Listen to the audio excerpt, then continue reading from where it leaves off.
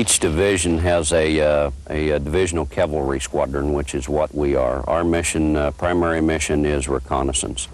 So we are the eyes and ears of the 1st Cavalry Division.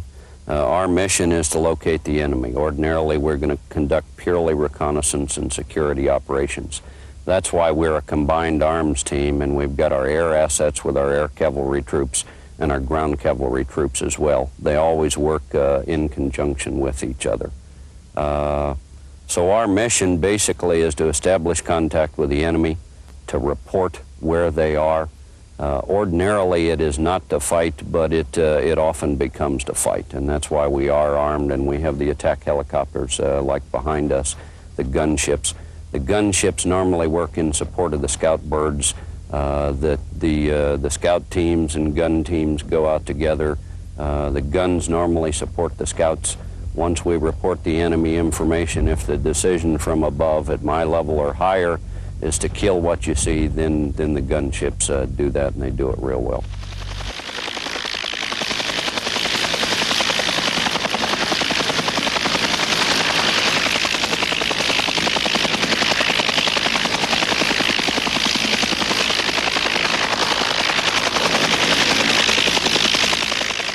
The aircraft give us a lot more flexibility and mobility on the battlefield. We can go back and forth from division boundaries or brigade boundaries a lot quicker than ground vehicles.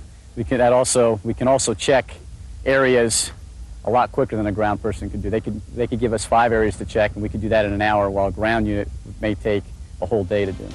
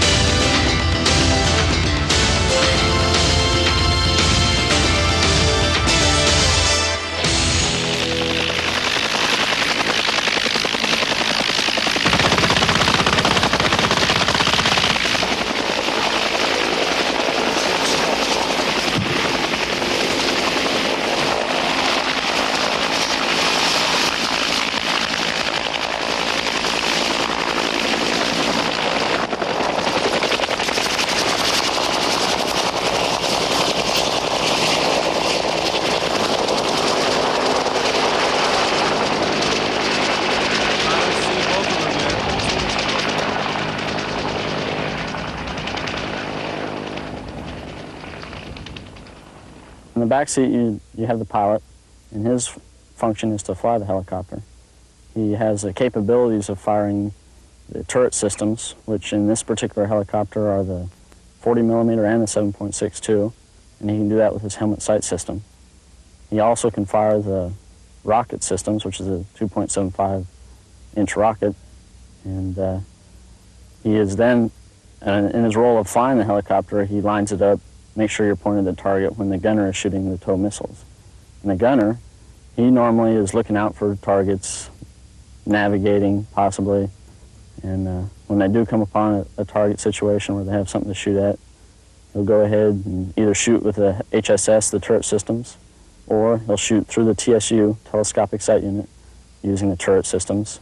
Or if they have the proper type target, the tank, a hardened target, they'll go ahead and use the tow system, and he'll be the one that'll shoot the tow system using the telescopic sight unit.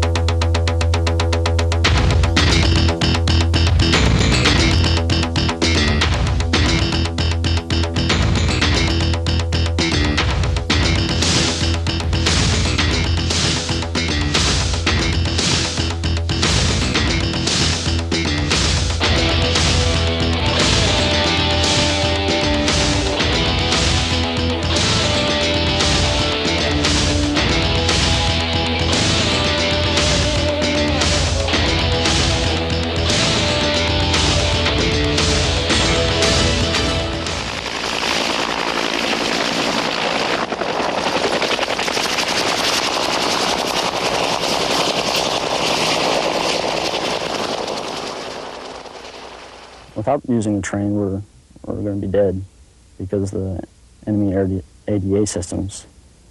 And we go ahead and we'll stay low to the ground, 0 to 25 feet above the ground or trees or whatever's in the way. And we'll go ahead and use valleys to maneuver in and ridges to hide behind. And we can also use trees if the trees are large enough just to hide behind.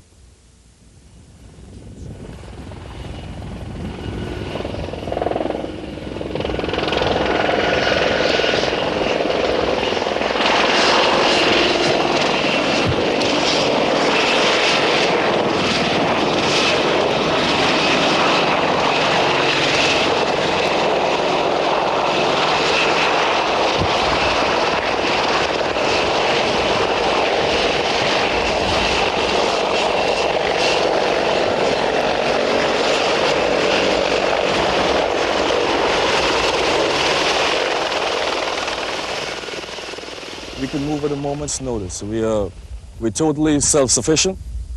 And again, having helicopters and having different types of helicopters, we're able to load up everything that we own, basically, and go any place we have to.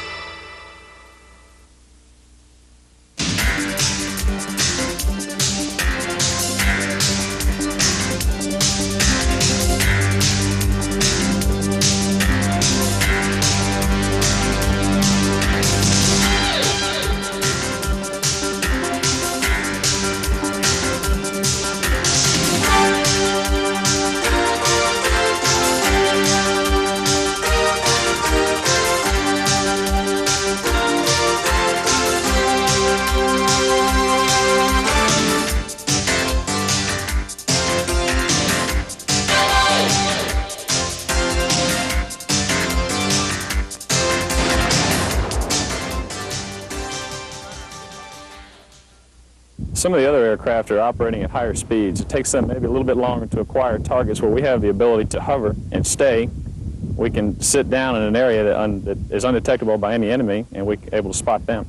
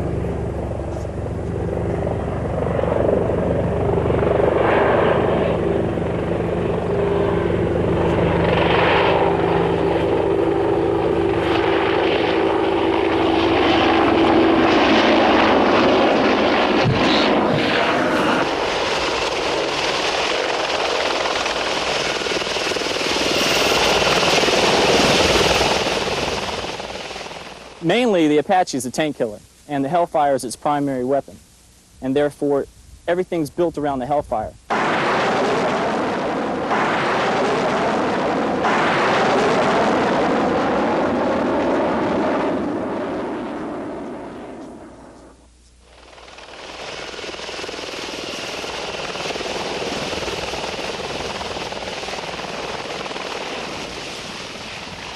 It goes on reflected laser energy. When laser energy hits a target, you get a little bit of backscatter.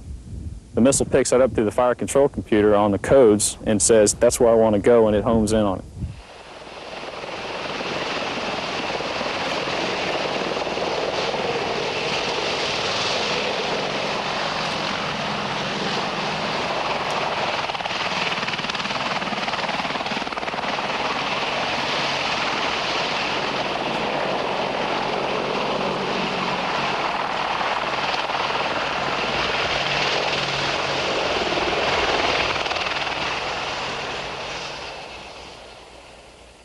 What happened between the AH-1 and the Apache is that where we used to be mechanically linked to the turret through the helmet, we are now electronically linked in the Apache.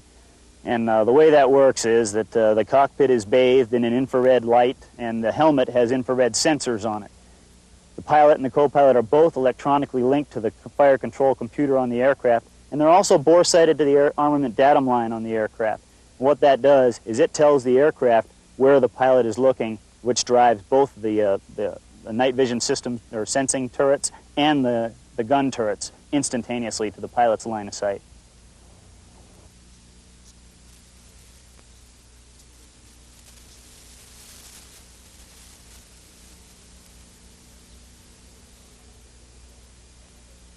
The entire system is really very easy, although it seems very complex. Basically what we have is the pilot wearing the helmet, either the front seater or the back seater. And on either side of his helmet, we have detectors that detect infrared radiation. Well, behind the pilot's seat and the co-pilot's seat, we have two emitters that send out infrared radiation to the pilot's helmet. These detectors pick it up, and all that information is fed into a computer, and the computer just triangulates how long it took for the ray to get from the emitter to the detector, and then it says, okay, the guy must be looking in this direction, and then points the gun in that direction.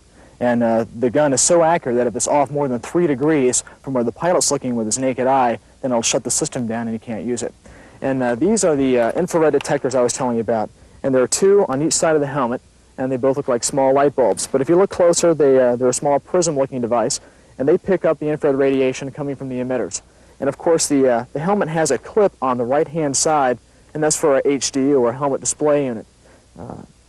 What we do is we clip this display onto our helmet, and it rotates down in front of our right eye, and we have a monocle that we look through, and that gives us various FLIR imagery, TV imagery, and our different symbols and that sort of thing.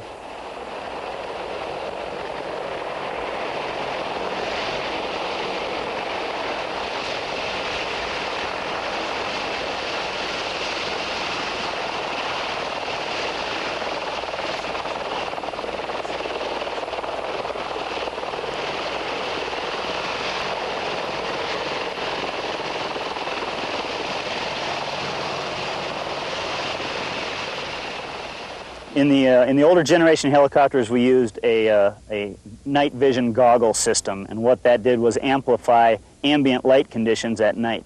The Apache uses the forward-looking infrared radar concept, and what that does is it senses heat differences in the environment around the aircraft, and that presents itself in a monochromatic picture, a green and white picture, if you will, to the pilot of the scene that he sees in front of him. Allows him to fly both in snow, rain, night, and particularly in dusty or sandy conditions.